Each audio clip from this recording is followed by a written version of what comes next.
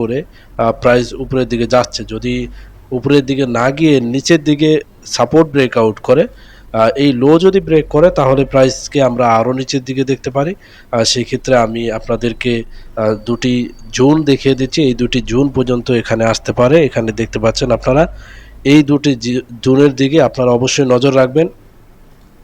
আরেকটি জোন হলো এখানে দেখতে পাচ্ছেন, এই জোনের প্রতি আপনারা দৃষ্টি দিবেন যে এখানে যদি প্রাইস পাওয়া যায় তাহলে আপনারা এখান থেকে লং টাইম আপনারা বাই করতে পারেন। যেটা এরিয়া আপনারা দেখতে পাচ্ছেন যে 3900 বা 3950-এর যে এরিয়া, এই দুটি এরিয়া খুবই গুরুত্বপূর্ণ হবে।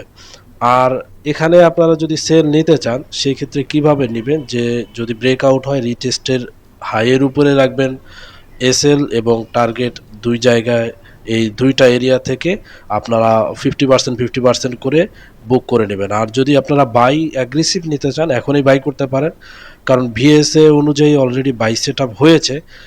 সেই ক্ষেত্রে আপনারা এখানে বাই করতে পারেন। সেই ক্ষেত্রে আপনাদের টার্গেট 1:2 এর উপরে থাকবে। আর সবচেয়ে গুরুত্বপূর্ণ বাইংয়ের এরিয়া আমি আপনাদেরকে মার্ক করে দেখিয়ে দিব অবশ্য।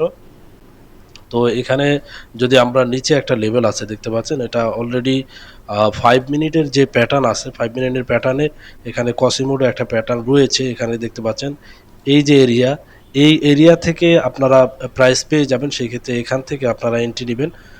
আমি আপনাদেরকে দেখিয়ে দিচ্ছি যে এই যে এরিয়া, এই এরিয়া থেকে আপনারা এন্ট্রি নেওয়ার চেষ্টা করবেন।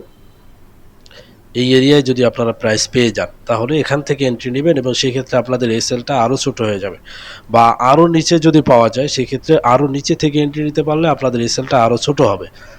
এই জন্য দেখেন প্রত্যেকটি এরিয়া আমি আপনাদেরকে দেখিয়ে দিচ্ছি। তো এখানে এই লোয়ের নিচে আপনাদের এসএল এবং টার্গেট থাকবে আপনাদের এই হাই পর্যন্ত। সেক্ষেত্রে আপনারা 1:4 এর মতো আপনারা টার্গেট টিপি টার্গেট পেয়ে যাবেন। এবং